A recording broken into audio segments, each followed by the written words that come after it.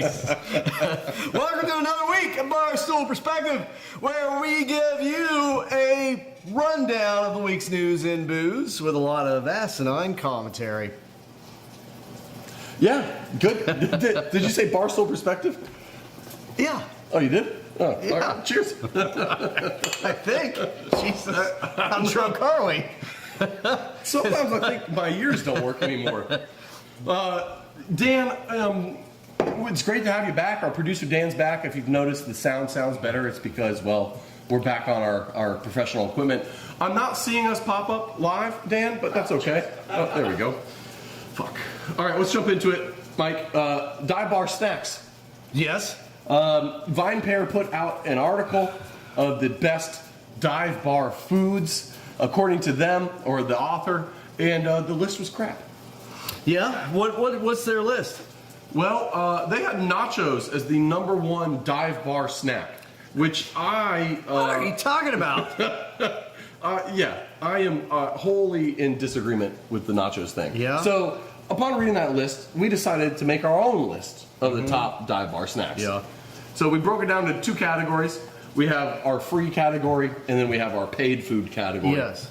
Now, Mike, I'll give the list here, and you tell us why we're ranking things the way we're ranking them. Number 5, this is in worst to best, a dirty bowl of nuts on the bar top. Because it's free, but at least 80% of the surface area of those nuts is going to be urine. Number 4, pretzels, usually hard.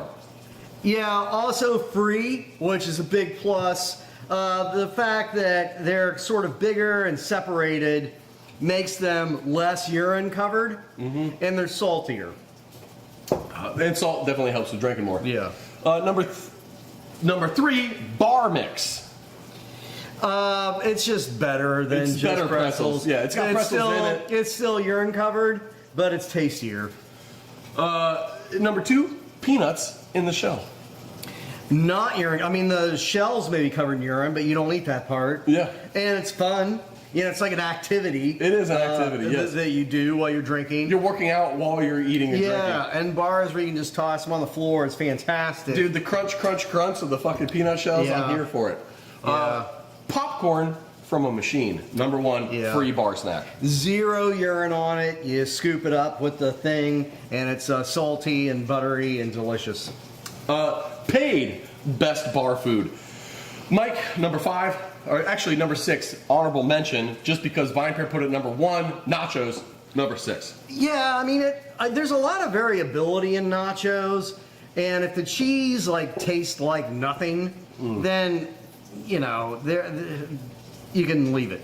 But nachos can be very good, especially if they're covered in a bunch of stuff. There's a lot of problems though. They can be soggy. They can be bad chips. It can just be terrible cheese. Lots of variables. Yeah, a lot of variables. Mozzarella sticks, number 5. Also, controversial choice for us. this was the most controversial among us. There's also a lot of variability in mozzarella sticks. Like when they are done really well, they're delicious. I mean, they're fried cheese. How can you go wrong with fried cheese? Yes. But like a lot of times, there's very little cheese in them. There's just a lot of vacant space. They're overbreaded. You know what would shoot that straight up the list for me? Cheese curds. Fried cheese curds. Yes. Infinitely better than fried cheese sticks, in my opinion. I think at least one of the top 3 pizza places in Greater Cincinnati is Newport Pizza over Newport. They do these cheese boulders that are basically like very lightly breaded fried cheese curds. That's the way to do it. That's the cheese. best thing about fried cheese curds is the breading is light. Yes. You're letting the melty cheese do the talking for you. Yeah. So they would rank higher if but for the variability. Now, that leads greatly into the next choice, which to me this is the number 1 if it's having a good night, and that's wings. A proper wing bar, best thing in the world. Yeah. Yep. But because wings became so popular, there's a lot of people that just phone in wings, and they're not good wings. So there's way too many people doing wings who just shouldn't. Do it right or get out of the kitchen, man. I don't want a wing with a soggy chicken skin on it. Like, I'm not here No. for it. I don't want the overly dry wings. I don't like the overly monster wings either, because they're usually bad full meat. of hormones. They're tough. I don't like my wings breaded.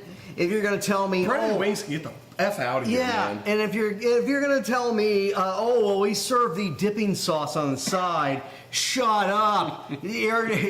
Stop! Blue cheese or ranch. Stop is the only thing I want on embarrassing the side. yourself. Yes, yes. And if I order them extra wet, they better well Yes. be damn swimming in Oh sauce. my God!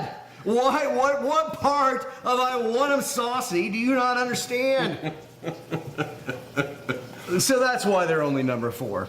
Yes. So our next 3 are much more consistent items, Yeah. which is why fries with shit on them is Yeah. number 3. Yeah. We're talking poutines. We're talking loaded fries. We're talking chili Yeah. cheese fries. Any type of fry. Really that's like loaded up. loaded fries are like American poutine. You know, you stick cheese on it. You know, sometimes there's like chili or whatever. I'm here for chili Yeah. cheese fries, Yeah. man. I'm here for it. Number 2. Now, the Italian Americans among us might be shocked by this revelation, but bar pizza is number 2 for us. Not because it's consistently good, but because it's really hard to screw it up bad enough for it to suck. You can't have bad pizza because pizza automatically has a higher floor than so many Yes. other foods. Yeah, you just get a Tony's and you run it through your little pizza oven there in the back thing, Yeah. right? You know, it's going to be fine. Yeah. Absolutely. It's going to be cheesy and positively tomatoey, fine. and it's going to be what I need. Yeah, yeah. And number 1 should be no surprise to any God-loving American. A burger. A cheeseburger. It's got to be cheeseburger. Definitely got to Yes, be cheeseburger. yeah. Because who doesn't get cheese on their burger? Right. Plus, it covers up, you know, the variability in the meat. That frozen patty that you started with. But yeah, it's almost impossible to botch a burger that bad. The number 1 bar food when I was in Melbourne, Australia, chicken parm. Chicken parmesan Yeah. served with French fries. Okay. I mean, I respect that, I guess. Although It was everywhere. It was at every fucking dive bar had chicken parm. I couldn't believe it. That's usually overcooked. I didn't say it was good chicken Yeah. parm. It's just shocking that they had chicken parm. You know what the number 1 bar food was in the 19th century? Pickled eggs that you shove up your ass. Oysters. I mean, I eat pickled eggs differently than you do, clearly. But perhaps we could do a class later. But It's why they call me Shooter. oysters on the half shell, like it blew me away. That was the number 1 bar food? Absolutely, yeah. Just that was slurping like, snot shots? well, yeah. I mean, I like, love oysters. I get them all I the like time. good oysters, I've but seen I my mean- wife eat 2 dozen oysters in one go. So, like, I'm here for it. the craziness to me is like at places inland as Cincinnati to be getting oysters, eating fresh oysters in the 1800s. I don't know how that didn't make you sick most of the time, but Well, they didn't have as much people loved pollution then? I don't know. Julia says tubular meats is her choice. yeah. And Longer Than Well, Life wants That's you to, how she lives her life. Really. Longer Than Life wants you to rate corn dogs on the list. Oh yeah, corn dogs do belong on the list. I Really? mean, Because they're- I'm saying that's dumped here for me. Really? I'm not here for the corn dog action. I mean, I'm not gonna say I can remember the last time I ordered a corn dog at a dive bar, but they do like the whole corn meal. They're good when you're drunk. Dip them in Okay, I mustard. can see that. Cornmeal, the corn breading is a really good Yes. absorber of the booze. Yeah, yeah. Salad didn't make the list, Mike. That's shocking. Okay, just making sure we're on the same page here. You know what made Vine Pair's list? I think because it's what I don't remember what all was on it, but it's what inspired this. One of those things was like calamari. Yeah, Which is sketchy part calamari. of what makes their list so stupid. But did you ever hear that American Life episode about whether or not calamari is made out of pig butthole? What? Yeah, there's a whole. And not to ruin the episode, it's a great episode. Is that Just where the look it pickled up. eggs go? It like there is. I think at the end of the day, part of it is like a urban legend. Part of it's well, maybe at some places that they're taking like vertical slices of pig anus and breading them and frying them and calling a squid's calamari. like this long. A pig's anus is like this long. Like there's Yeah, not the there's not- calamari, There's how's not a that? lot. There's not a lot of pig anus that can be fried. I know. It's been a while since I looked that closely. Well, we're going to move on because I can't think of anything but extremely inappropriate jokes to say about this topic. So let's talk about something that we all love, Mike. Gen Z. Sure. Mike, a new study has come out by Rabobank, Robber Baron Bank, whatever that place is. And they basically said that, hey, hold up. Gen Z isn't drinking alcohol because they want to be healthier. You mean not drinking alcohol? Gen Z Isn't? Gen Z is not drinking alcohol. Gen Z's not drinking less alcohol because they want to be healthier. Gen Z's not drinking alcohol because of a myriad of way more problems. Yeah. Would you like me to list those problems for you? And then you could dissect. Yeah. Let's hear the Mo problems. Here's what they said. Is One, it Mo money? Is it their big Mo problem? it's actually the lack of money is a big one.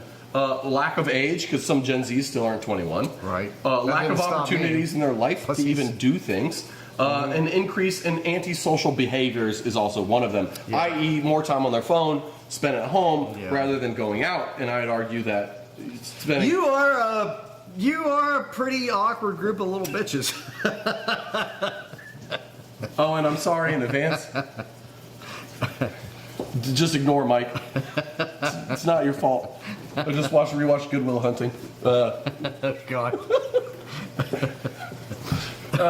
Yeah, but the long and short of it is that, like, if you really start looking into the numbers, well, first of all, this health thing is all bullshit, because there's the rise of the probiotic drinks and prebiotic drinks and the non-alcoholic this and that. They're It's doing all whatever the fad is, but they're getting high as hell. Yes, they're still getting high and drunk. Yes. And if you look at the money spent by the people who still choose to drink that are Gen Z age, they're still spending the same percentage of their income on alcohol that every generation before them has ever spent, which is roughly just below 1% of their yearly income gets spent on alcohol. So it's not that Gen Z is not drinking as much. It's that Gen Z doesn't make as much money, and Gen Z doesn't have as many opportunities to go out and hang out with their friends. And Gen Z got fucked by COVID. I think they have And they're just not as fun. But and sure. the phones and social media is ruining people, and we don't understand the extent that this generation got fucked by things that are out of control. They're socially stunted, so they stay home, they get high, and they crank off the Pornhub rather than going out and getting drunk. You mean making martinis? Yes, making martinis. I think women use a different motion, but sure. Yeah, so it's no surprise if you've been here any length of time watching us bloviate about alcohol and maybe rant about different generations. We knew from the get-go it wasn't health reasons. No human in the history of humanity as a generation has ever decided to do something because of health reasons. Because in your 20s you're afraid of dying? Oh my God. Yeah, that is never gonna change. Of course, it's all the reasons that Rabobank has said that why people aren't drinking, and of course, it's the fact that the economy is in the tank and getting worse that people are like, oh, maybe I shouldn't go out to eat 3 times a week right Brett, now. there's a plan. Relax. For the economy. Okay, I'm relaxed.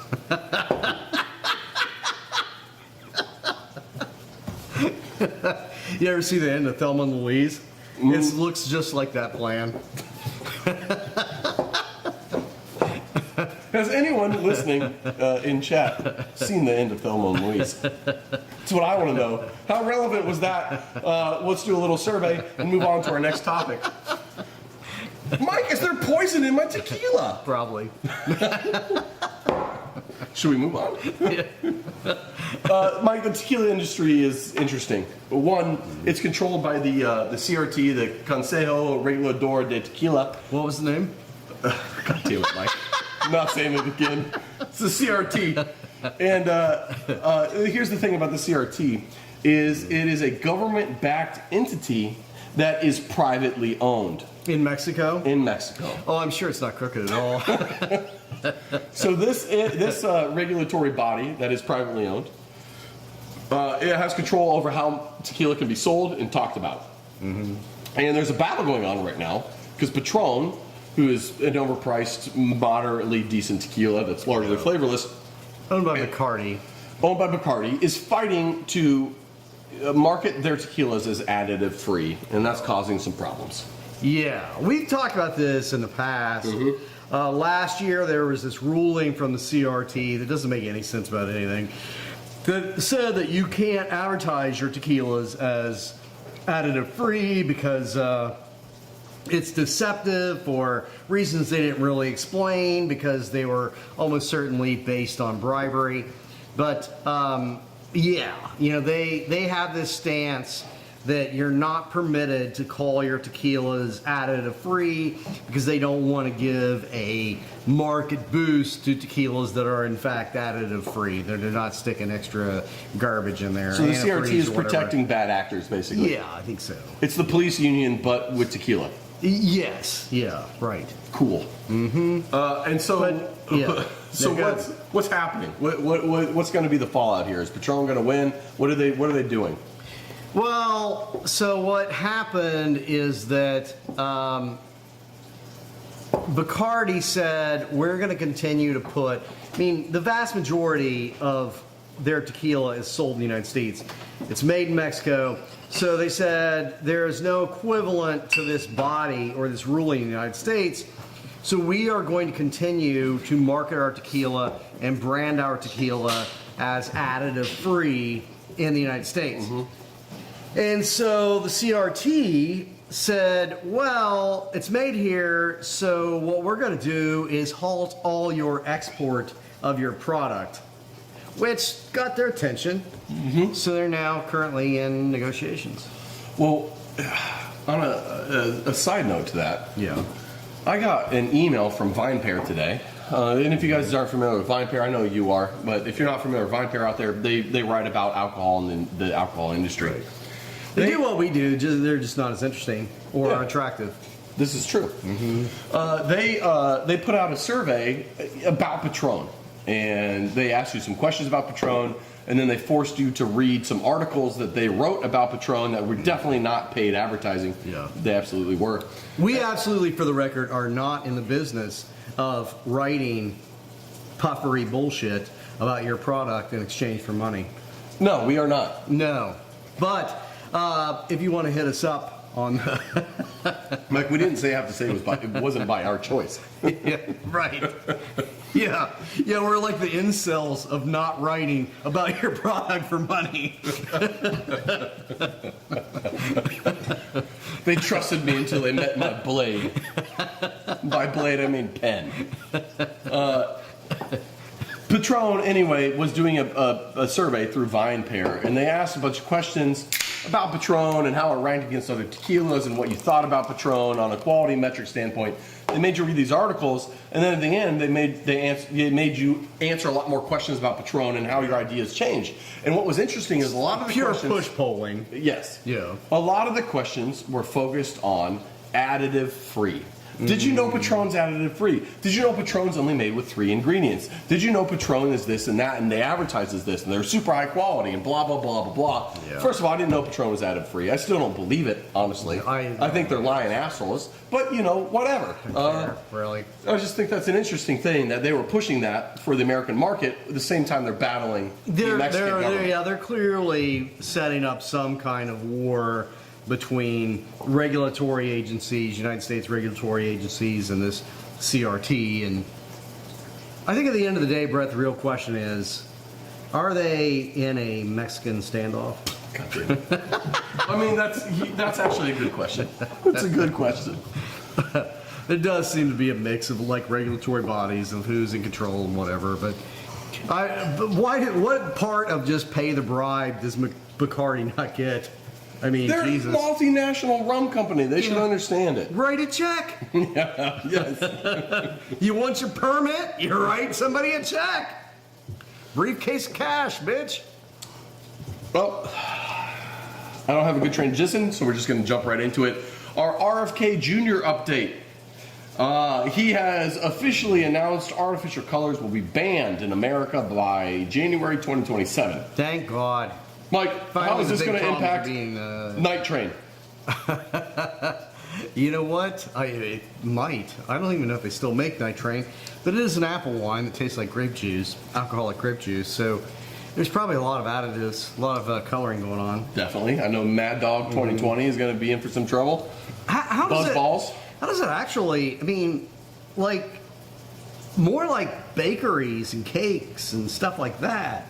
I mean, there's no like natural red icing, right? Like, actually, there's not a lot of natural red things or a lot of these colors.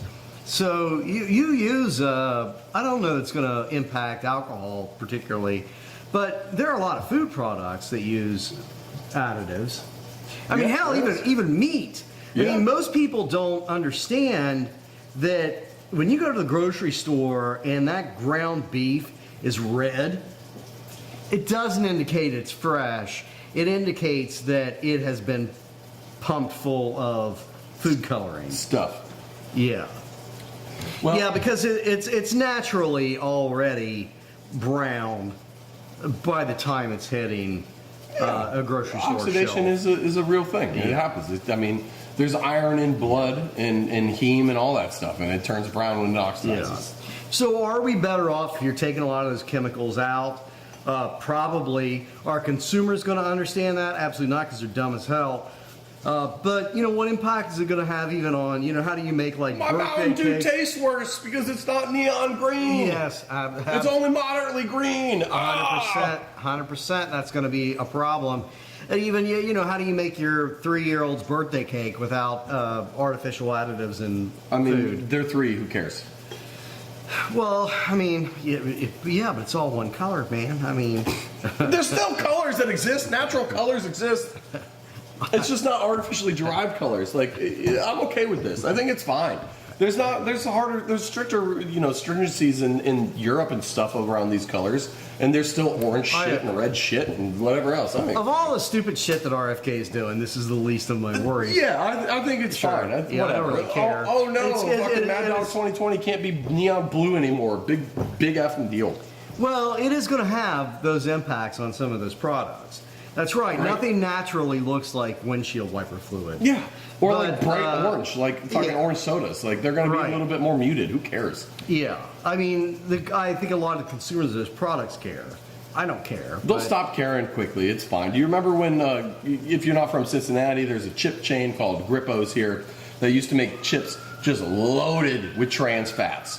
And when those got outlawed, it changed, and they weren't nearly as melt in your mouth, weirdly chip texture that didn't deserve to be a chip texture. But everyone eventually got over it, and now it's fine. But people were freaking out initially. The consumer is stupid. Yeah, cheers to that. I'm a dum-dum. You are too. RFK also said sugar is poison. We've been saying that for quite a while. Another win for us. Yeah. We called it. We had an entire podcast episode about it. We got RFK on our side. On this one issue, yes. Yeah. Mike. I mean, I'd prefer to not die of chicken flu or smallpox, but, you know, Chicken on this flu. one issue, Oh, bird flu. bird flu, Yeah. whatever. Well, speaking of, you know, I'll just skip the last point. It was a politically charged comment that probably doesn't need to be said. Who cares? The sugar thing, though, if we can get sensible sugar regulation in this country, I think that'd be great. That's not going to happen. I listened to an entire podcast series about the sugar lobby, like why, first of all, sugar is as cheap as it is entirely because of like slave labor, like modern slave labor. It's just deplorable working conditions. So, you know, it's modern slavery that makes sugar cheap. And then in the United States, despite how cheap it is to produce it because of slave labor conditions, they still subsidize the hell out of it because there are these two brothers in particular, I forget the name of them, but that they're like the Koch brothers of sugar. and one of them is a Democrat, and one of them is a Republican. They don't really either one believe in anything, but it makes it convenient that one of them, pays off whoever is in the White House at the moment. They're both liaisons to each political party. Yeah, and they both only care about money.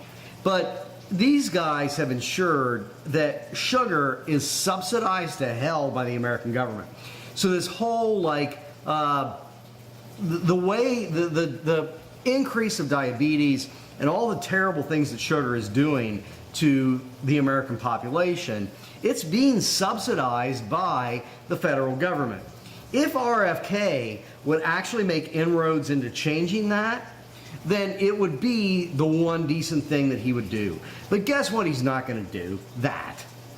There's not a big profit margin in vaccines, so he'll probably succeed in stopping vaccinating children, but he will not succeed in doing anything to curb our sugar addiction. Well, he'll probably just get a fat paycheck and then let it all go away. Yeah. Well, I hope Cheryl Hines has a great life. In Kentucky, Mike, there's been two things that have happened recently, both involving distillers. One involves fish. Which story would you like to hear first? Fish distilling? I don't know. All right, fish it is. Buffalo Trace flooded when we had all that rain a week ago. And as a result, when the river waters receded, there was a 1/4 acre of property on Buffalo Trace's land that had a shitload of fish stuck and landlocked. And they saved them. They saved those fish. That's very nice. Yeah. And there was a really funny fish that was stuck there, right? Yeah. The big mouth buffalo. Is that what it was? Smallmouth buffalo? Yes. Yeah, that's pretty funny. 250 pounds of fish they were able to rescue and get back into the river. A lot of fish. So good on you, Buffalo Trace. If we need another reason to love Buffalo Trace, there you go. They love fish. That fish has an average lifespan of 80 years. The big mouth buffalo fish. 80 years? I had That's no longer idea. than the average American. I had no idea there are fish living in the Kentucky River that have an 80-year lifespan. That is batshit to me. Actually, that's 100% insane. Yeah. Because the Greenland shark lives at the bottom of the effing ocean where it's cold as shit. And they live 250 years or whatever because they move at a snail's pace. Right, there's some of those turtles. Yeah. But yeah, you're living in the Kentucky River, man. There's a lot of movement. There's a lot of action happening. A lot of, yeah. I wonder if they taste good. I don't know. I mean, your lifespan is definitely decreased if you're tasty, so probably not. Well, in other distillery news in Kentucky, I mean, a cow's natural lifespan might be 80 years. no one knows. They're delicious. The cow has never lived to terminal age. Always Quit being so tasty. A Kentucky distillery has closed after 14 months. Well, that was a hell of a run.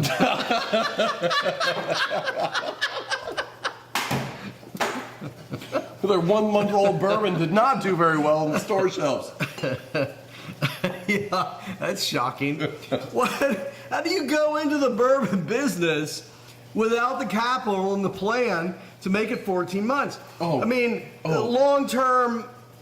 Yeah, no, let's hear it. No, Mike. No. Without the capital, let me tell you about this distillery. Yeah. $250 million is what they spent getting this started. They had the capital, Mike. How do you blow $250 million in 14 months? Your name has to be Trump. Well, this You have to be the dumbest business imbecile in the history of the world to go through that kind of money that quickly. they didn't release a single product. Of course they didn't. They were open 14 months. They're a distillery. I mean, so they took out $250 million. Well, they acquired $250 million, $26 million of which was a loan, which means when you take a $26 million loan. Is that Deutsche Bank? It was Truist Bank. Okay. Your loan repayment is $230,000 a month minimum. Oh my God. As soon as you sign on the dotted line for $26 million. Well, I mean, obviously there are probably several things that happened here. One was interest rates from 2020.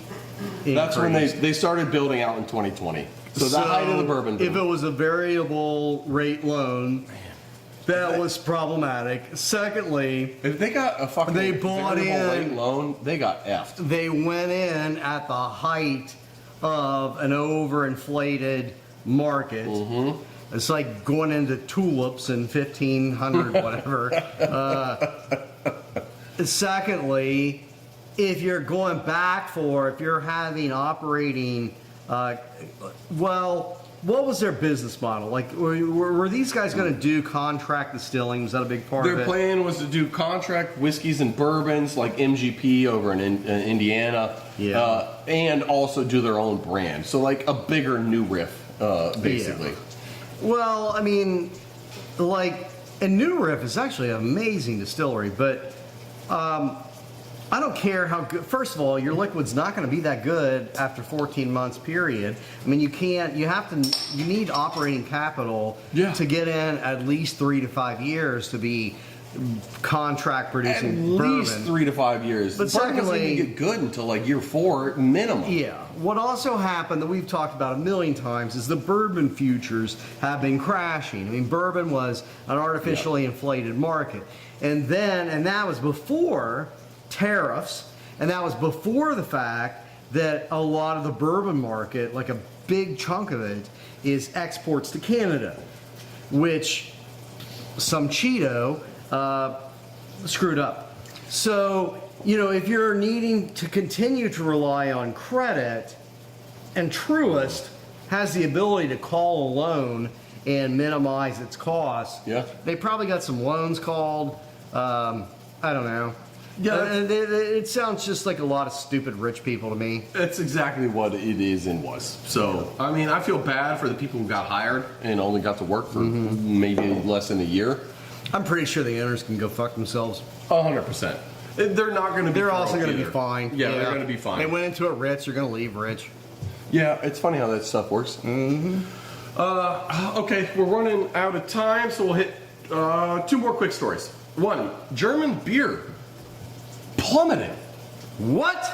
Yeah, German beer sales are going down, and it's not just exports like you would think. Like, oh, Americans are drinking less beer, things are hurting there. No, it's actually what's hurting them most is the Germans are drinking less German beer. But Germans hate Germans? there's not really we don't really know why.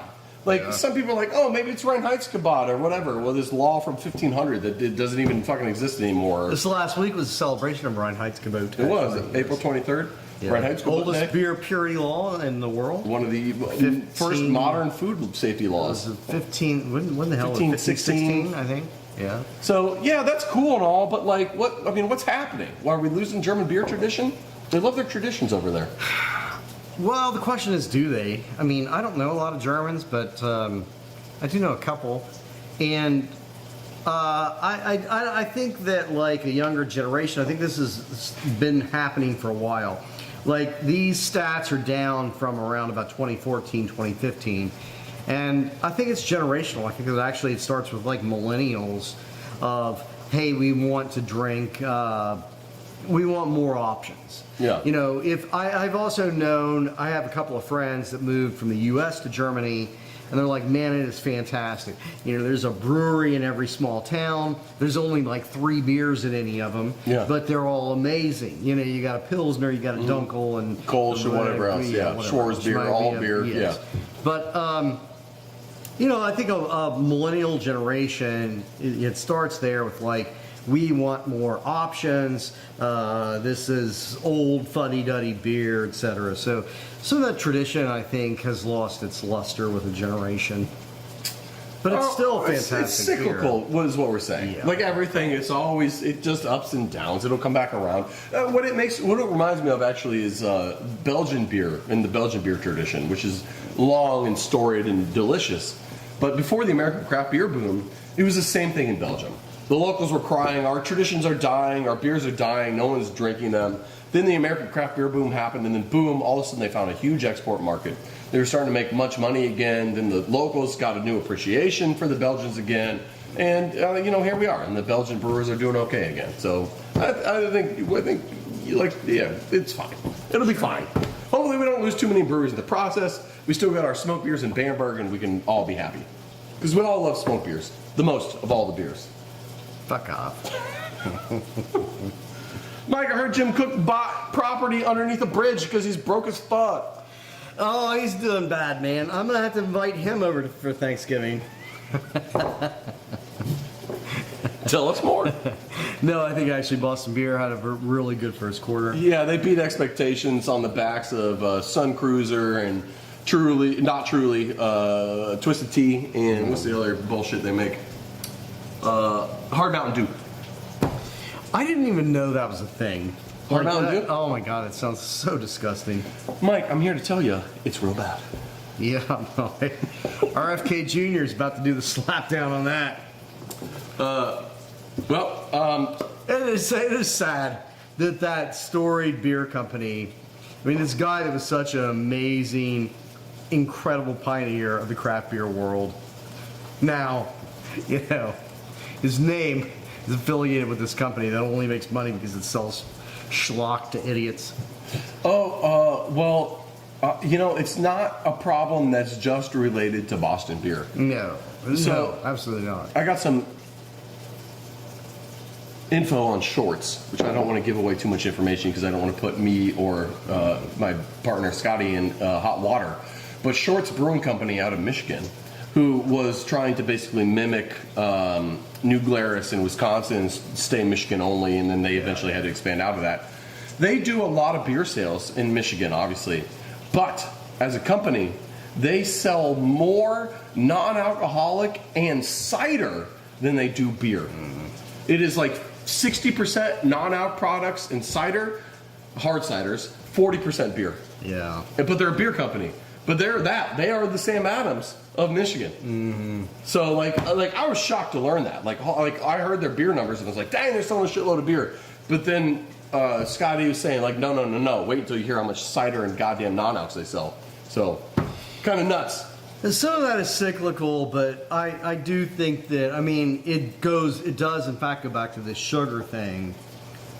There are these multiple generations now, I mean, going back to mine, that, which as we know is like 150 years ago. Mm-hmm. But we have been so trained to these ultra sugarized palates that it's going to be a long cycle. First of all, I mean, humanity has to survive, but it's going to be a long cycle until we get back to, I think, a more nuanced palate, away from the vast majority of people just wanting sugarized, artificial flavored garbage. Oranges used to be the sweetest specialist treat you could get around Christmas time. Dude, and now oranges are sour to people. When I started cutting out artificial sugar, it's amazing how sweet fruit is. Incredibly sweet an orange became to me. Apples are fucking modern apples are nuts, dude. Nuts. I don't even like that whole taste like candy corn bullshit apples. I find that stuff disgusting. Candy corn apples. They're like the Honey Crisp bullshit and all that. Do you remember the grape flavored apple from back in the 90s? Early aughts? I do not. Dan, do you remember the grapple? The grapple? They say it grapple, I always said grapple. You guys don't remember that? They took apples and they sprayed them with grape artificial flavor on the outside. So it smelled like a grape, but tasted like an apple. You guys remember that? I don't remember. Oh, fuck it. Whatever. I remember a really bad joke that I'm not going to tell. Cheers, y'all. Have a good week. Happy Easter. We love you.